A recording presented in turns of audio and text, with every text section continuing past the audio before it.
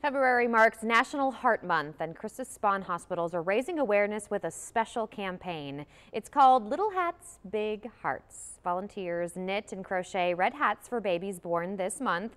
The campaign targets the youngest hearts, giving them red hats donated by the American Heart Association. One father we spoke to says the little hats get people talking about some big problems. It's a way to bring the conversation which is needed, especially here in South Texas, for heart disease for adults as well as children and young babies.